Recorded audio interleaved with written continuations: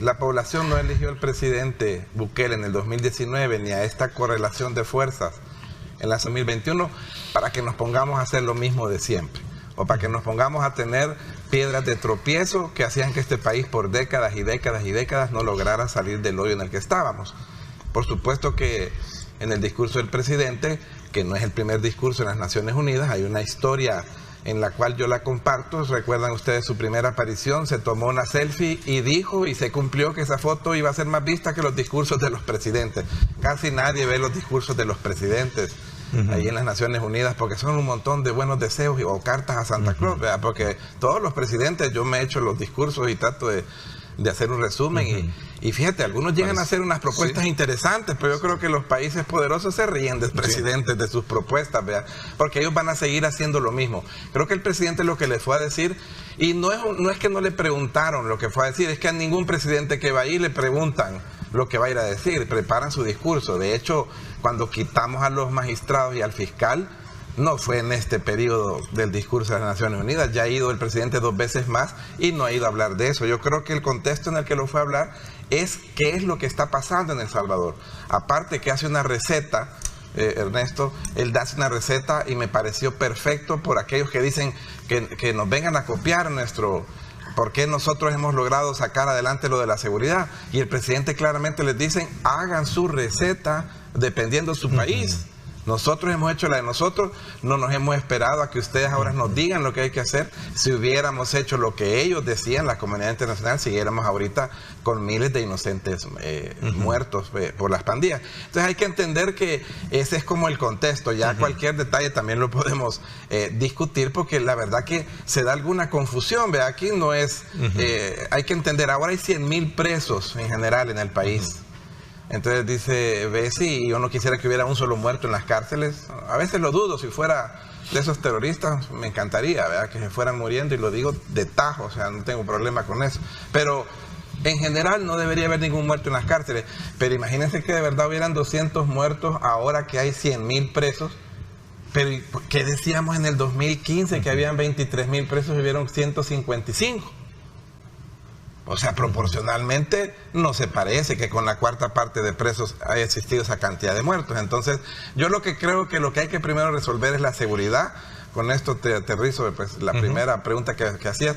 Hay que resolver en cualquier país lo de la seguridad, porque de nada te sirve en un país tener salud si sabes que estás a merced de que te puedan violar o que te puedan robar. De nada te sirve tener educación si de todos modos te van a robar, y mucho menos de nada te sirve tener empleo si cada quincena en la parada de bus te lo van a quitar el dinero.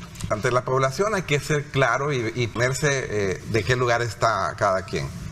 Yo voy a estar en el lugar de las mayorías de los salvadoreños, que son los inocentes, que por décadas fueron violados y extorsionados y que los mataban. Y en el caso de los derechos de los que están presos, pues tenemos aquí a 2 abogadas que están defendiéndolo. Yo me voy a poner del lado de la mayoría. Ustedes pónganse del lado de los que están presos y no hay problema. Usted sí que es chistoso, diputado. Mire, ya van dos, no ofenda aunque sea señora, porque en primer lugar no se escuchan. No se me hagan levantar, no se me hagan levantar. Es que usted haciéndose el inocente también yo puedo ofende. ser chistosa, pero usted puede dar lástima con su posición para la mayoría de la gente. A ver, vamos a ver, vamos. Entonces, y mire, y no son botones los que apoyamos, porque la pantalla es touchscreen. A ver, vamos a no, es touchscreen. Vamos a ver, vamos a darle un poquito de distensión a esto. Vamos a regresar al tema, al elemento fundamental. No, pero ocupemos argumentos interesantes. El argumento de que yo soy chistoso, le aseguro que no tiene nada que ver para los votantes. ¿Qué medidas vamos a tomar con estas 7.000 personas que han estado presas y torturadas por 6 meses, y con todos estos niños que están con sarna? ¿Va a haber una comisión que va a ir de ¿Usted garantiza que los 7.000 han estado torturados? Es que ese es el informe que se ha levantado. ¿De dónde? ¿De dónde? Han pedido los informes, No, porque el problema ¿el informe es, de quién, Bessi? El problema es, a ver, para la creación de políticas públicas, según explican los libros de ciencias políticas, se debe de buscar los trabajos de las organizaciones de sociedad civil. Son diferentes organizaciones de sociedad civil, entre Socorro Jurídico, entre María Julia, porque la que dirige Socorro Jurídico, la ex empleada del FMLN en la Asamblea Legislativa. Es que no nos demos a todos con el dedo. Ayer Cristosal puso una demanda hablando de cárceles. Ana Ruth y la señora que fue inspectora de la PNC, que cuando estaba Sánchez Serén y Funes no pasaba nada malo. ¿Atacamos la idea o al mensajero? Porque el problema ambos, es el tema, porque hay que ver el origen de dónde viene. El tema es el informe que tienen estas organizaciones y la creación de políticas públicas. Los políticos están llamados a sentarse con los diferentes sectores, revisarlas, ver los dice que están llamados. No ha leído ¿Cuáles entonces sectores? Usted ciencia política. No, ¿dónde dice que me tengo que sentar con Cristosal? Con los sectores vivos de la sociedad. Yo me reúno con sectores vivos, si no, no hubiera sido electo diputado. Bueno, las posturas que te ponen ciertos presidentes que te dicen que el gobierno de Nayib Bukele es de una dictadura, pero Daniel Ortega no, tengo mis reservas. Porque el problema con estas posiciones no es la violación o no a derechos humanos, es la posición ideológica del gobierno que está en el poder. Vos no podés apoyar a Venezuela, a Cuba y a Nicaragua y venirle a decir a Nayib Bukele que él es dictador. Punto. Ahora, con la visita de estas personas, bueno, si es que en Nueva York tuvieron a Giuliani, aquí le pagaron más de $50,000 para que viniera a dar una charla y nos viniera a explicar cómo él había reducido los guetos aún más en el lugar, en Nueva York, porque lo que hizo fue reducir los guetos, no erradicar el tema de la delincuencia. Exacto. Eso son cosas y mejorar bien el transporte de metro porque era imagen pública de Nueva York. Es decir, el control delincuencial, y ahí creo que seguimos teniendo y patinando y la gente sigue patinando. La herramienta del régimen de excepción es una de las herramientas que debe contener una política pública de seguridad. Si solo gira todo en torno a un régimen de excepción, entonces no hay política pública. Y eso sí es preocupante. Ahora, que cada país debería de generar su receta, sin duda, porque las condiciones, por ejemplo, de organización de la sociedad salvadoreña es infinitamente diferente a las condiciones de organización de la sociedad mexicana. Ya no sé si van a soportar los estudiantes de la UNAM que les pongan un régimen de excepción y los registren.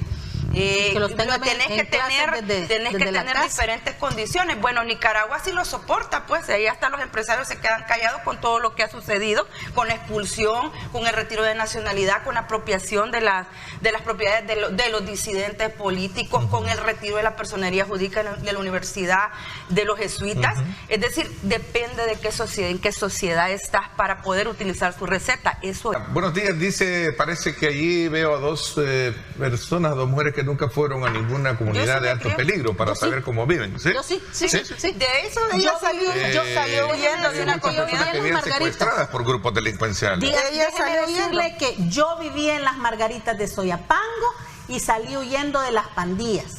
Y viví en la colonia La Gloria y tuve que vender mi casa que me había costado tanto sacrificio a mí y mi familia para venderla porque me extorsionaron. ¿Y ahora? ¿Y? La casa ya está recuperada. No, la tuvo que vender. La tuve que vender, ¿verdad? Entonces sí, y yo visito comunidades porque yo conozco a la gente, a nuestros afiliados, nosotros los visitamos. Entonces no me pueden venir a decir a mí que yo no he ido a La Campanera, que yo no he ido a Popotlán, que yo no he ido a Valle del Sol, que yo... No, a San Martín no me pueden decir porque yo sí visito comunidades. Lo que pasa es que es... Vamos a ver, quiero oír pero imagínate un ejemplo, te voy a poner. Primero que llevamos apenas 4 años del presidente Bukele, 2 años y medio reales, porque los primeros 2 años Arena y el Frente en la Asamblea no le pasaban nada. Solo 18 meses. Entonces los años del presidente Bukele arrancan en el 2021. Y los que faltan por venir, vean, el siguiente quinquenio. Pero apenas van este periodo, no van los 20 años, como estaban diciendo. Pero qué importante lo que dice Saraí, donde ella vivía. Yo les quiero decir a los amigos que hoy nos están escuchando, adentro del país y fuera del país, que hoy vivir en La Campanera o vivir en Las Margaritas es muchísimo más seguro que vivir en Baltimore, que vivir en Cleveland, que vivir en Detroit. Y es Estados Unidos, del primer mundo, ¿verdad? Entonces, ¿se ha hecho algo? Sí, bastante. Se ha empezado por la seguridad. ¿Le vamos a entrar a los demás temas? No tengan preocupación, le vamos a entrar. Porque estábamos hablando de salud y todo. Entonces, yo lo que, en las preguntas que me quiero tratar de concentrar en esto, que tú nos preguntas de algo de seguridad, pero de repente por aquí sale otra vez la salud, la educación y la... Entonces, démosle a los temas que... Entonces, yo le dijera que cuando a un paciente que tiene cáncer y le están dando quimioterapia y que ya se siente bien, le vamos a quitar la quimioterapia. Va a ser hasta que esté completamente sano, y yo voy a seguir aprobando el régimen cuando el presidente lo mande hasta que no esté capturado el último terrorista. Pero nosotros ya estamos, según el discurso de los políticos salvadoreños, estamos en etapa de remisión del cáncer, y en etapa de remisión del cáncer ya no te dan quimioterapia, sino que te dejan en observación y te dan otro tipo de tratamiento. Pero dejemos que decida el médico de cabecera, que es el presidente Bukele.